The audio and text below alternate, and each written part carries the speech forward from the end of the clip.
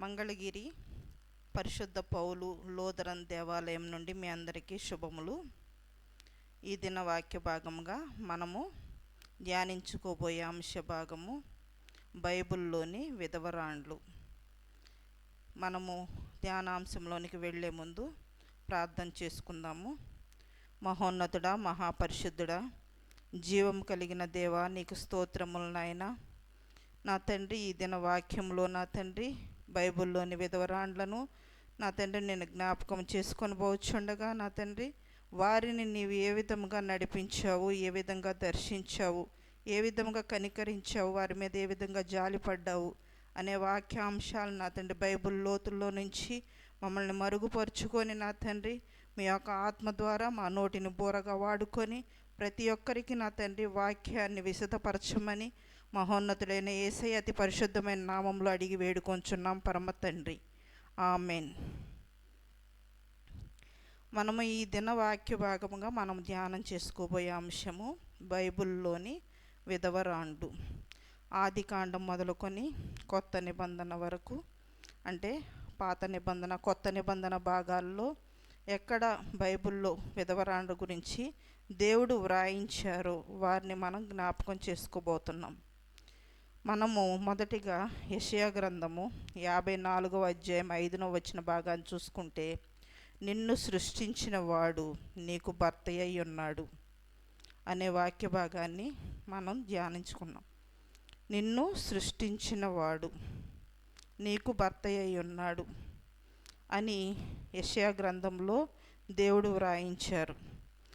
దేవుడు విధవరాండ్లని చాలా చిన్నచూపు చూశారా, లేదంటే ఆయన వారికి ఒక ప్రత్యేకమైన స్థానం ఇచ్చారా అనేది మనము బైబిల్లోని ఎన్నో, అంటే ఆది కాండము, నిర్గమాకాండము, లేవీకాండము, సంఖ్యాకాండము, ద్వితీయోపదేశ కాండముల్లో ఎన్నో చోట్ల దేవుడు వ్రాయించినా కానీ కొన్నిటిని మనం ధ్యానం చేసుకుందాం. ద్వితీయోపదేశ కాండంలో దేవుడు విధవరాండ్ల గురించి ఆయన రాసిన తోరాలో, అంటే ధర్మశాస్త్ర గ్రంథంలో మోషే ద్వారా తెలియపరిచిన వాటిని మనము కొన్ని జ్ఞాపకం చేసుకుందాం.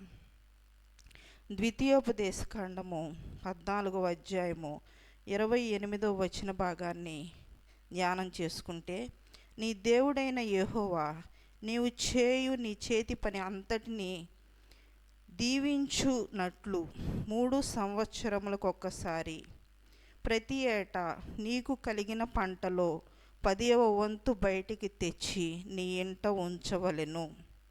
దేవుడు ఒక ఆజ్ఞ ఇస్తున్నాడు.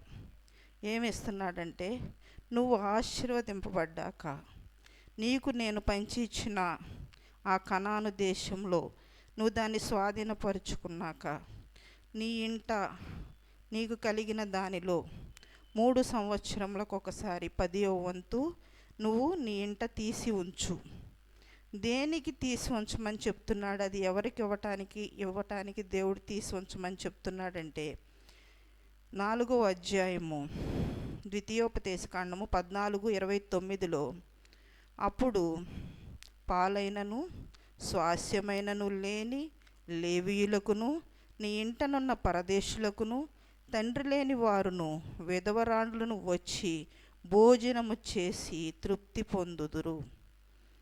దేనికి తీసి ఉంచమన్నారంటే, బేదలని, లేవీయులని, శ్వాసం లేని వారిని, విధవరాండ్లని, అంతేకాకుండా ఆ దేశంలో ఉన్న పరదేశులని, వారందరూ వచ్చి తృప్తి పొందుటకు, నీ ఇంట వచ్చి భోజనము చేసి తృప్తి పొందుటకు దాన్ని తీసి ఉంచమని చెప్తున్నాడు. అదేవిధంగా ద్వితీయోపదేశ కాండం 16:10లో, యెహోవాకు వారముల పండుగ ఆచరించుటకై నీ చేతనైనంత మట్టుకు స్వేచ్ఛార్పణ సిద్ధపరిచి వాటిని ఎవరితో పంచుకోమంటున్నాడంటే, నీవును నీ కుమారులను నీ కుమార్తెలను, నీ దాసులు నీ దాసియు, లేవీయులను, నీ మధ్యనున్న పరదేశులను, తండ్రి లేని వారును విధవరాండ్లను యెహోవా సన్నిధిలో సంతోషింపవలెను. దేవుడు ప్రతి ఒక్క దాంట్లో కూడా దీనులకి, తండ్రి లేని వారికి, విధవరాండ్లకి ప్రత్యేకంగా ధర్మశాస్త్ర గ్రంథంలో ఒక కట్టడగా వ్రాయించి ఇచ్చారన్నమాట. వారిని మర్చిపోలేదు, వారిని విడిచిపెట్టలేదు. తండ్రి లేని వారి పక్షమున, విధవరాల పక్షమున దేవుడు వ్యాజ్యమాడేవాడు. మరి ఒక కాలంలో అంటే ఏలియా కాలాన్ని మనం జ్ఞాపకం చేసుకుంటే, మరలా ద్వితీయోపదేశ కాండము 16, 13 నుంచి 14 వచన భాగాల్లో చూసుకుంటే, పర్ణశాలల పండుగ 7 దినాలు నువ్వు ఆచరించాలి. నీవును, నీ కుమారులను, నీ కుమార్తెలను, నీ దాసులను, నీ దాసీయులు, లేవీయులను, వారితో పాటు పరదేశులను, తండ్రి లేని వారును, విధవరాండ్రు కూడా నీతో సంతోషించాలి. దేవుడు ఎన్ని విధాలుగా ప్రతి ఒక్క విషయంలో కూడా వారిని జ్ఞాపకం చేస్తూనే ఉన్నారు. ప్రతి ఒక్క దాంట్లో కూడా ఆయన వ్రాయించి పెట్టారనమాట. ద్వితీయోపదేశ కాండము 24:17 చూసుకుంటే, తండ్రి లేని వారికి న్యాయము తప్పి తీర్చకూడదు. విధవరాండ్ల వస్తువు అంటే విధవరాండ్లవి ఏవి కూడా నువ్వు తాకట్టు పెట్టుకొనకూడదు అని ఆజ్ఞ ఇచ్చి ఉన్నారన్నమాట. అదేవిధంగా మనము ఈ విషయాల్లో మొదటిగా చూసుకున్న అంశంగా అంటే రూతుని మనం జ్ఞాపకం చేసుకుందాం. రూతు బెత్లెహేంలో ఉన్నప్పుడు ఎంతో ఆశీర్వదించబడి తన భర్తయు తన కుమారుడును కలిగి ఉండి, బెత్లెహేంలో కరువు వచ్చినప్పుడు మోయాబు దేశము వెళ్ళి తన భర్తను కోల్పోయి తన 2 కుమారుల్ని కూడా ఆమె కోల్పోయిన తర్వాత తన ఇంటికి వచ్చిన 2 కోడళ్ళు అంటే 3 విధవరాండ్రు. దేవుడు రూతునంటే నయోమిని జ్ఞాపకం చేసుకుంటే, నయోమి మోయాబు దేశంలో కోల్పోయింది తన భర్తని, తన బిడ్డల్ని. మరలా బెత్లెహేమునకు తన యొక్క కోడండల్లో ఒక్కతే అయిన రూతుని వెంట పెట్టుకొని వచ్చింది. ఓర్పా తనను విడిచి వెళ్ళింది. రూతు తనను అత్తని హత్తుకొని ఈ బెత్లెహేముకు వచ్చినప్పుడు దేవుడు ఆమెను జ్ఞాపకం చేసుకొని యేసుక్రీస్తు వంశావళిలో రూతుని ప్రత్యేకమైన బిడ్డగా ఆయన వంశావళిలో చేర్చబడిందనమాట. అంటే నయోమి వెళ్ళేటప్పుడు తను ఎంతో సంతోషంతో, అంటే తన కుటుంబంతో వెళ్ళి తను కోల్పోయింది తన భర్తను కోల్పోయిన వారి పరిస్థితి ఎలా ఉంటుందో ప్రతి ఒక్కరు, అంటే భర్త లేని వారికి బాగా తెలుసు అన్నమాట. నేను ఎంతో సంతోషంగా ఉన్న దాన్ని నన్ను ఆ మారా అని పిలవమంటది. నయోమి అంటే మధురం కదా, ఆ మధురం కాదు, నేను మారాగా మార్చబడ్డాను. కానీ దేవుడు ఆమెను జ్ఞాపకం చేసుకొని తన వృద్ధాప్యమందు తన కోసము తన మనవడుగా తన్ను చూసుకొనటానికి తనకి రూతు ద్వారా ఒక బిడ్డని అనుగ్రహించాడు. దేవుడు నయోమిని విడిచిపెట్టలేదన్నమాట. అదేవిధంగా 1 రాజుల గ్రంథము 17వ అధ్యాయము 9వ వచనాన్ని మనం జ్ఞాపకం చేసుకుంటే, నిన్ను పోషించుటకు అచ్చడనున్న ఒక విధవరాలికి నేను సెలవిచ్చి ఉన్నానని ఏలియాతో దేవుడు చెప్తున్నాడు. 3.5 సంవత్సరాలు కరువు కాలం. ఆ దేశంలో ఎందరో విధవరాళ్ళు ఉన్నా కానీ దేవుడు సారేపతను ఊరిలో ఒక్క విధవరాలి యొద్దకే ఏలియాని పంపించారు. ఆయన మొదట ఆమె యొద్దకు వచ్చినప్పుడు ఏమడుగుతున్నాడంటే, కొంచెము నీళ్లు ఇవ్వు, తర్వాత నీకు చేసుకునే అప్పములో మొదటిగా నాకు తీసుకొని ఇస్తే నీ యొక్క కరువు కాలం అంతయు కూడా నువ్వు నీ కుమారుడు పోషింపబడతారని దేవుడు సెలవిస్తున్నాడని ఆయన చెప్పిన మాటకి ఆమె విధేయురాలై తన యొక్క పిండిలో మొదటిగా తీసుకొని వచ్చిన ఆ అప్పముతో దేవుడు ఆమెను ఎంతగా ఆశీర్వదించారంటే, 3.5 సంవత్సరాలు భయంకరమైన కరువు కాలంలో ఆమె తొట్టిలో పిండి అయిపోలేదు, ఆమె బుడ్డిలో నూనె అయిపోలేదు. దేవుడు ఆమె కుమారుణ్ణి ఏలియాని దేవుడు 3.5 సంవత్సరాలు కరువు కాలంలో పోషించారు. అదేవిధంగా ఎలీషా కాలాన్ని మనం జ్ఞాపకం చేసుకుంటే, అప్పటి కాలంలో ఉన్న ఒక విధవరాలు, అంటే ప్రవక్త అయిన అతని భార్య తన భర్త చనిపోయినప్పుడు 2వ రాజుల గ్రంథం 4వ అధ్యాయం 1-7 మనం జ్ఞాపకం చేసుకుంటే, ఆవిడ తన భర్త అప్పు చేసి చనిపోతే తన 2 కుమారుల్ని కూడా, ఆ 2 కుమారుల్ని బానిసలుగా తీసుకొని వెళ్తే ఆమె ఎలీషా యొద్దకు వచ్చి, దైవజనుడా, ఇదిగో నీ యొక్క ప్రవక్తల్లో ఉన్న నా భర్త చనిపోయాడు, ఇప్పుడు దాసుడుగా ఉండుటకు పట్టుకొని పోయిరి అంటే ఆమె యొక్క కుమారుని పట్టుకుపోయారని ఎలీషా వద్దకు వచ్చినప్పుడు, నీ ఇంట ఏమున్నదని ఎలీషా అడుగుచున్నాడు. నీ ఇంట ఏమి ఉన్నది? ఆమె విధవరాలు, తన భర్త చనిపోయాడు, తన ఇంట ఏమీ లేకపోయినా నూనె కుండ ఉన్నది అని దైవజనుడికి చెప్పినప్పుడు, ఇదిగో నీ పొరుగు వారి ఇంటి అందరి దగ్గరికి వెళ్ళి పాత్రలు కొదువు తెచ్చుకో, దానితో నువ్వు లోనకి వెళ్ళి ప్రతి ఒక్క పాత్రని నింపుమని చెప్పినప్పుడు, దైవజనుని మాట మీద విధేయత చూపించి తన యొక్క గృహానికి వెళ్ళి అన్ని పాత్రలు కూడా నింపబడి అవన్నీ కూడా ఇంటిలో ఉంచి దైవజనుని వద్దకు వచ్చి అడుగుతుంది, దైవజనుడా, ఒక అద్భుత కార్యం జరిగింది. నా ఇంటిలో ఉన్న నూనె కుండలో నుంచి అన్ని పాత్రలు కూడా నూనెతో నింపబడ్డాయి. మహత్తైన కార్యం చేసిన వాడు దేవుడు, దైవజనుని నోట పలికించిన వాడు దేవుడు. ఎలీషా కాలంలో ఆ యొక్క విధవరాలు ఆ యొక్క అద్భుతం జరిగిన తర్వాత దైవజనుడు ఏం చెప్తున్నాడంటే, అమ్మ, ఆ నూనెను అమ్మి నీ యొక్క కుమారులను తీసుకెళ్ళిన వారి యొద్ద అప్పు తీర్చి నువ్వును నీ కుమారును బ్రతుకుని వెళ్ళబుచ్చండి అంటే, అక్కడ పోషణకర్తగా దేవుడు అక్కడ ఒక అద్భుతాన్ని చేశారన్నమాట.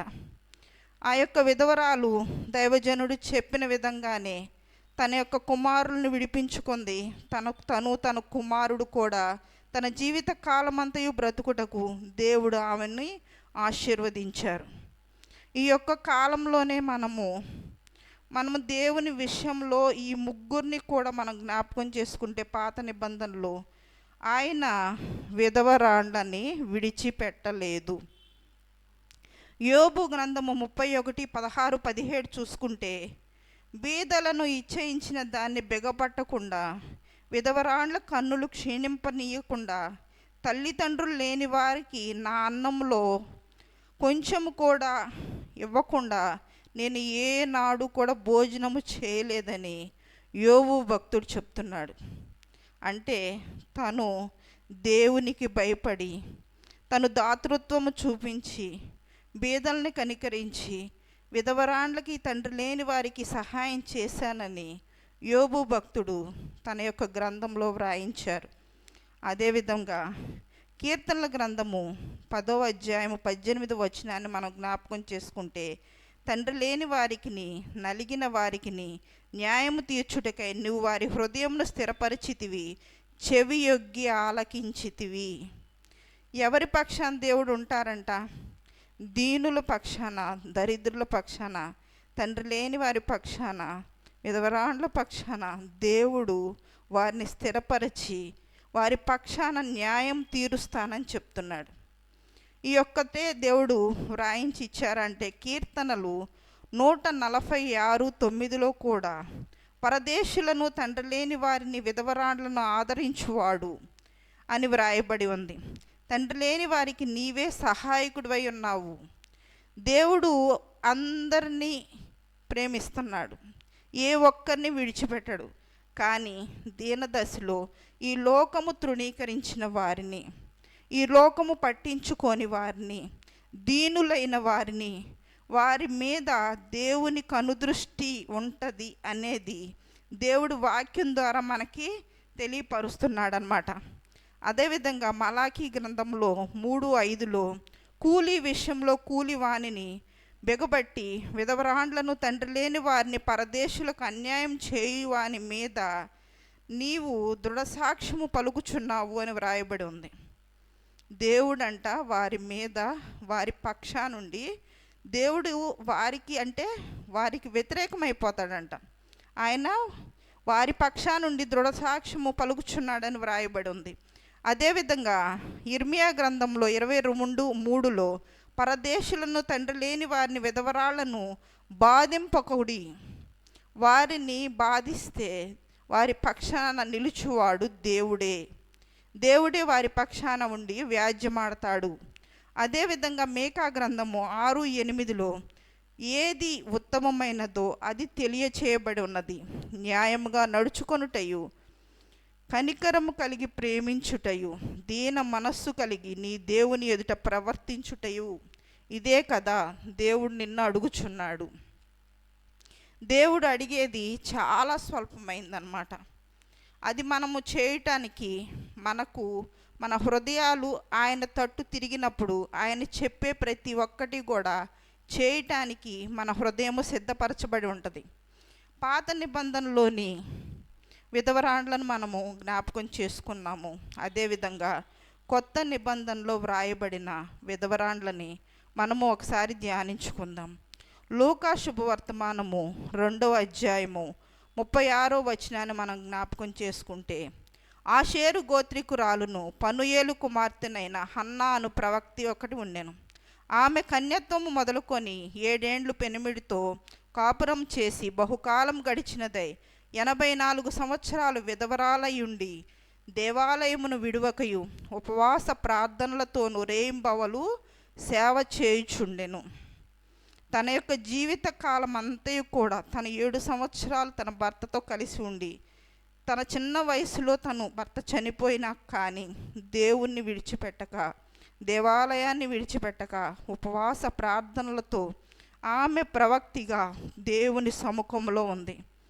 ఆమెను దేవుడు జ్ఞాపకం చేసుకొని యేసు ప్రభువారు జన్మించిన కాలంలో శిశువైన యేసుని చూచుటకు ఆమె ఎంత ధన్యురాలంటే, ఆమె కాలంలో యేసు ప్రభువారు భూమి మీదకి రావటము, ఆమె దర్శించటము, ఆ సమయంలో ఆమె కూడా ఆ గడియలో లోపలికి వచ్చి దేవుని కొనియాడి యెరూషలేము విమోచన కొరకు కనిపెట్టుకొని వారితో కూడా ఆమె మాట్లాడుచుండెను. యేసు ప్రభువారు యెరూషలేము దేవాలయంలోనికి బాలుడిగా తీసుకొని రాబడిన దినంలో ఆయన సుమయోనుతో పాటు అక్కడ అన్నా అనే ప్రవక్తిని కూడా యేసు ప్రభువారిని దర్శించినట్లు పరిశుద్ధ గ్రంథంలో వ్రాయబడి ఉన్నది. దేవుడు విధవరాలైన అన్నాను ఆ సమయంలో జ్ఞాపకం చేసుకున్నారు.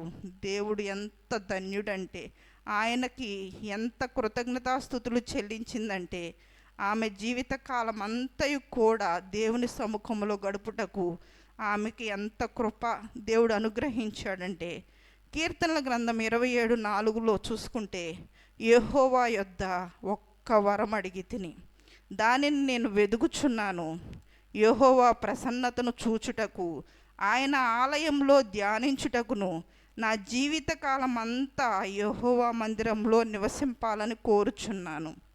అటువంటి వరం అడిగి ఉంటుంది. ఆ వరాన్ని దేవుడు ఆమె జీవితకాలంలో నెరవేర్చబడింది. అదేవిధంగా యేసు ప్రభువారు ఆయన సువార్త పరిచర్య చేస్తా ఆయన ఊరి గవిని యొద్దకు వచ్చినప్పుడు అక్కడ ఒక విధవరాల్ని మనం చూస్తున్నాం. ప్రభువు ఎంత కనికరం కలిగిన వాడంటే, ఆయన ఆమె కోసము ఆ యొక్క ప్రాంతానికి వచ్చి ఉన్నాడేమో అనుకోవచ్చు అన్నమాట. ఎందుకంటే నిరాశ్రయురాలై లూకా శుభవార్త 7వ అధ్యాయము 12-15 వచనాలు మనం జ్ఞాపకం చేసుకుంటే, ఆయన ఊరి గవిని యొద్దకు వచ్చినప్పుడు చనిపోయిన ఒకడు వెలుపలికి మోసుకొని పోబడుచుండెను. అతని తల్లికి అతడు ఒక్కడే కుమారుడు, ఆమె విధవరాలు. ప్రభు ఆమెను చూచి ఆమె యందు కనికరపడి ఏడవవద్దని ఆమెకు చెప్పి దగ్గరకు పోయి పాడెను ముట్టెను. ఆమె చనిపోయిన వాడు ఆయన చిన్నవాడ లేచి రమ్మని ఆయన పిలువగా అతడు లేచి కూర్చొని మాట్లాడసాగాను. అది అతను లేచి కూర్చున్నప్పుడు ఆమెకు తన కుమారుణ్ణి యేసు ప్రభువారు అప్పగించారు.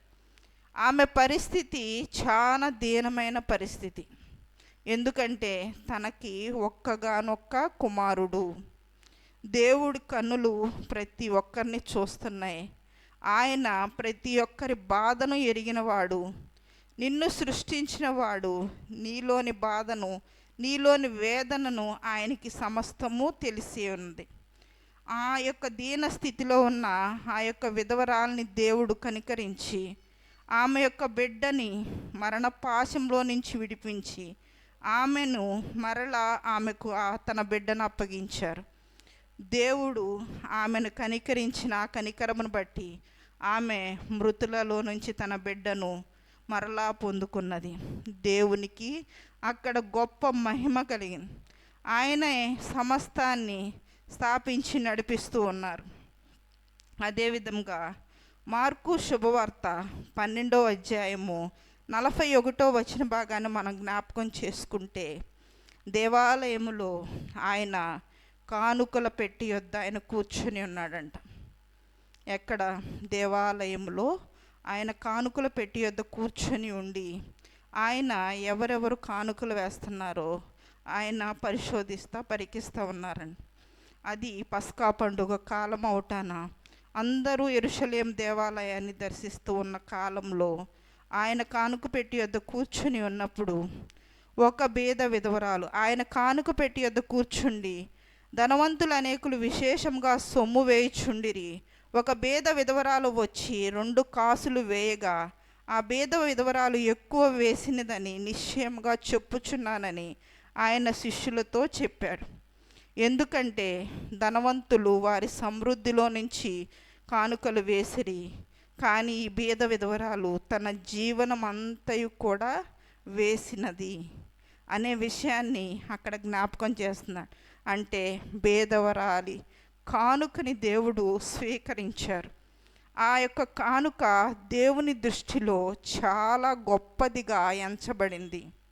దేవుడు అక్కడ మాట్లాడిన మాట ఆమె చేసిన కానుకను బట్టి కాదు, కానీ ఆమె వేసిన తన జీవనం అంతటిని బట్టి దేవుడు ఆమె యొక్క కానుకని పరలోకంలో యొక్క శ్వాసంగా ఆమెకి దయచేశారనమాట. ఇటువంటి అంటే దేవుడు కొత్త నిబంధనలో, పాత నిబంధనలో ఎందరో విధవరాండ్లని దేవుడు మర్చిపోలేదు, విడిచిపెట్టలేదు. కానీ ఇంకొక విధవరాల్ని మనము దేవుడి శాపానికి గురి అయిన ఇంకొక విధవరాల్ని మనం చూస్తున్నాం. ఆవిడ యెజ్బేలు. 2వ రాజుల గ్రంథము 9:30-37లో యెజ్బేలు అహాబురాజు చనిపోయాక కూడా తను ఎంతగా అంటే తను విధవరాలై ఉండి కూడా తన ముఖమునకు రంగు పూసుకొని శిరోభూషణములు ధరించుకొని కిటికీలో నుంచి యెహూ కోసం కనిపెడతా ఉందంట. ఏలియా ఇచ్చిన శాపం ఏంటి? ఆయన నీ యొక్క రక్తము కుక్కలు నాకును. ఆయన ఇచ్చిన శాపాన్ని యెహూ ద్వారా దేవుడు నెరవేర్చి తను కిటికీలో నుంచి పడదోయబడుటయు, గుర్రములు తనని యొక్క శవాన్ని తొక్కుటయు, ఆ యొక్క రక్తము కుక్కలు నాకుటయు, ఏ విధంగా ఇదంతా కూడా దేవుని శాపాన్ని దేవుడు అక్కడ ఏలియా గారు చెప్పిన మాట అక్కడ నెరవేర్చబడింది. గుర్రముల చేత దాన్ని త్రొక్కించుటయు యెహోవా ఏలియా ద్వారా చెప్పిన ఆ యొక్క మాట జరిగింది. తను బ్రతికినున్నాళ్ళు కూడా యెరూషలేముకి అంటే ఇజ్రాయేల్ జనాంగానికి అంతటికి కూడా ఎంత భయంకరమైన విగ్రహారాధనలోనికి నడిపించిందంటే ఆవిడ యొక్క చేసిన కార్యాల గురించి ఇజ్రాయేల్ గ్రంథాల్లో వ్రాయబడి ఉన్నాయి. అంటే ఈవిడ కూడా విధవరాలై ఉండి కూడా తను దేవునికి విరోధంగా చేసిన దానికి ఎటువంటి శాపాన్ని పొందుకుందో మనం బైబిల్ గ్రంథంలో ధ్యానించుకున్నాం. అదేవిధంగా సంఘంలో ఉన్న విధవరాండ్లకి ఏ విధంగా ఉండాలి, ఎవరు విధవరాండ్ల విషయంగా పరిగణింపబడతారు అనేది పత్రికా పాఠ్యభాగాల్లో మనం ఒకసారి జ్ఞాపకం చేసుకుంటే 1 తిమోతికి రాసిన పత్రిక 5వ అధ్యాయము 3:10లో జ్ఞాపకం చేసుకుంటే, నిజముగా అనాథలైన విధవరాండ్లను సన్మానింపుడి, పరిశుద్ధుడైన పౌలు సంఘాలతో చెప్పుచున్న మాట ఏంటంటే, ఏ విధవరాలికైనను పిల్లలు కానీ మనుమలు కానీ ఉండిన ఎడల వీరు తమ ఇంటి వారి ఎడల భయభక్తులు కనపరచాలి. తమ తల్లిదండ్రులకు ప్రత్యుపకారము చేయుటకు, అంటే తన తల్లిదండ్రులు ప్రత్యుపకారం చేయుట నేర్చుకొనవలెను. ఇది దేవుని దృష్టికి అనుకూలమైనది. అయితే నిజముగా అనాథలైన విధవరాండ్లు ఏకాకి అయ్యుండి దేవుని మీద తన నిరీక్షణ ఉంచుకొని విజ్ఞాపనల యందును ప్రార్థనల యందును రేయింబవళ్ళు నిలకడగా ఉండవలెను. విధవరాండ్ల గురించి బైబిల్లో ఎన్నో విషయాలు పరిశుద్ధుడైన పౌలు ద్వారా దేవుడు వ్రాయించేస్తూ ఉన్నారన్నమాట. అదేవిధంగా సుఖభోగాల యందు బ్రతుకుచుండినది చచ్చిన దానితో సమానము. తనకి లోకాశలు లోక తలంపులు ఉన్నాయనుకో, అది బ్రతికి ఉన్నా కానీ చచ్చిన దానితో సమానము. విధవరాండ్లైన వారు ఏ విధముగా ఉండాలో దేవుడు ఇంకా ఏ విధంగా చెప్తున్నారంటే, 60 ఏండ్ల కంటే తక్కువ వయసు లేక ఒక్క పురుషునికే భార్య అయి సత్క్రియల యందు పేరు పొందిన విధవరాలు పిల్లలను పెంచి పరదేశులకు ఆతిథ్యం ఇచ్చి పరిశుద్ధుల పాదాలు కడిగి శ్రమపడు వారికి సహాయం చేసి ప్రతి సత్కార్యము చేయుటకు పూనుకొనినదై ఆమె విధవరాలి లెక్కలో చేర్చబడును. ఈ విధంగా దేవుడు పరిశుద్ధుల అయిన సంఘానికి విధవరాండ్ల గురించి వ్రాయించి ఇస్తూ ఉన్నారన్నమాట. ఈ విధవరాండ్ల గురించి ఇచ్చిందే కాకుండా యాకోబు పత్రిక 1వ అధ్యాయము 27వ వచనాన్ని మనం జ్ఞాపకం చేసుకుంటే, సంఘంలో ఉన్నవారికి దేవుడు ఏం చెప్తున్నారంటే, తండ్రి అయిన దేవుని ఎదుటను పవిత్రమైన నిష్కపటమైన భక్తి ఏంటి అనంటే, దిక్కులేని పిల్లలను విధవరాండ్లను వారి ఇబ్బందులలో పరామర్శించుటయు ఇహలోక మాలిన్యము తమకంటకుండా కాపాడుకొనుటయే. ఇదే కదా దేవుడు నిన్ను అడుగుచున్నాడు. ఇహలోకపు మాలిన్యము అంటకుండా వారిని తమ యొక్క పరిస్థితుల్లో పరామర్శించుటయే దేవుని ఎదుట నిజమైన భక్తి అని పరిశుద్ధుడైన పౌలు చెప్తున్నాడు అన్నమాట. ఇదొక్కటేనా మనం తెలుసుకోవాల్సింది అంటే కాదు. ఇంకా కొన్ని విషయాలు దేవుడు మనతో మాట్లాడుతుంది. ఏంటంటే, తీతుకు రాసిన పత్రిక 2:14 సమస్త దుర్నీతి నుండి మనల్ని విమోచించి సత్క్రియల యందు ఆసక్తి గల ప్రజలను తన కోసరము పవిత్రపరచుకొని తన సొత్తుగా చేసుకొనుటకు దేవుడు తన్ను తాను రిక్తునిగా అర్పించుకొనెను. ఆయన సత్క్రియలు చేసే ప్రజలనందరినీ కూడా ఏర్పాటు చేసుకుంటానికి ఆయన తన్ను తాను రిక్తునిగా చేసుకొని శిలువయాగము అర్పించారని చెప్తున్నారన్నమాట. మనము బైబిల్లోని ఈ యొక్క విధవరాండ్ల గురించి మనము ఇంకొక విషయాన్ని మనం జ్ఞాపకం చేసుకుంటే, అపోస్తుడైన పౌలు అపోస్తుల కార్యాలు 9వ అధ్యాయము 36వ వచనంలో ఏ విధంగా వ్రాయబడి ఉంటే, 30లో తబిత అనే దోర్కా అనే ఒక ఆవిడ ఉంది. ఆవిడ చనిపోయి కాయిలా పడి చనిపోయినప్పుడు ఆమె చేసిన సత్క్రియలు ఆ యొక్క పేతురికి వారందరూ వివరించినప్పుడు వారు చెప్తున్నారు, పేతురు వచ్చినప్పుడు విధవరాళ్ళందరూ వచ్చి దొర్కా తమతో ఉన్నప్పుడు కుట్టిన అంగీలను వస్త్రములను ఆమెకు చూపి ఆమె కోసం ప్రార్థన చేయమని పేతురుని అడుగుచున్నారన్నమాట. ఆమె సత్క్రియలు చేసింది ఏ విధంగా అంటే, తను విధవరాండ్లకు సహాయం చేసిన ఆవిడనమాట. ఆవిడ చనిపోయినప్పుడు పేతురు గారు కూడా ఆమె విషయమై మోకరించి ప్రార్థించినప్పుడు ఆమెను చెయ్యి ఇచ్చి దోర్కా లెమ్మనగా ఆమె లేచి కూర్చుండెను. ఆమెకు చెయ్యి ఇచ్చి లేవనెత్తి పరిశుద్ధులందరికను విధవరాండ్లకును పిలిచి ఆమెను సజీవురాలిగా పేతురు గారు అప్పగించారన్నమాట. అంటే దోర్కా ఆ కాలంలో చేసిన ఆ యొక్క సత్క్రియలు ఆమె విధవరాళ్ళ పక్షాన ఆమె చేసిన ప్రతి ఒక్క కార్యాలని కూడా ఈ విధంగా పరిశుద్ధ గ్రంథంలో వ్రాయించి ఇచ్చారు. ఇప్పటి కాలంలో ఉన్న మనము అదే విధంగా దేవుడు పరిశుద్ధ గ్రంథంలో వ్రాయించిన ప్రతి వాటిని మనం చేస్తున్నామా? ఒకసారి మనం జ్ఞాపకం చేసుకుందాము. దేవుడు మన పట్ల చేసిన ప్రతి ఒక్క దాన్ని కూడా దేవుడు రూతు ద్వారాను, సారేపతి విధవరాల ద్వారాను, ఎలీషా కాలంలో ఉన్న విధవరాల ద్వారాను, అన్న అనే ప్రవక్త ద్వారాను, ఊరి గవిని చనిపోయిన ఆ యొక్క బిడ్డను లేపిన ఆ విధవరాల ద్వారాను, ఇంకా పేద విధవరాలు కానుక ద్వారాను దేవుడు ఎంతో మహిమపరచబడ్డాడు. ఈ కాలంలో ఉన్న మనము కూడా దేవుడు చెప్పిన ప్రతి ఒక్క దాన్ని మనం చేయుటకు దేవుడు మన కృప అనుగ్రహించాలని, ఘనత మహిమ సమస్తము మన ద్వారా దేవునికే చెందాలని ఈ యొక్క చిన్న వాక్యాన్ని దేవుడు దీవించునుగాక. చిన్న ప్రార్థన చేసుకుందాము. మహోన్నతుడా, మహాపరిశుద్ధుడా, జీవం కలిగిన దేవా, నీకు స్తోత్రములు నాయన. ఈ యొక్క మధ్యాహ్నం ఈ యొక్క సమయం అందున తండ్రి, బైబిల్లోని విధవరాళ్ళ గురించి మీరు ఎంతగానో లోతైన విషయాలు మాకు బయలుపరిచి ఉన్నారు. వారి కాలంలో వారిని విడిచిపెట్టకుండా దర్శించి వారికి ప్రత్యేకమైన స్థానం ఇచ్చి వారిని బలపరిచినందుకే నీకు స్తోత్రములు దేవా.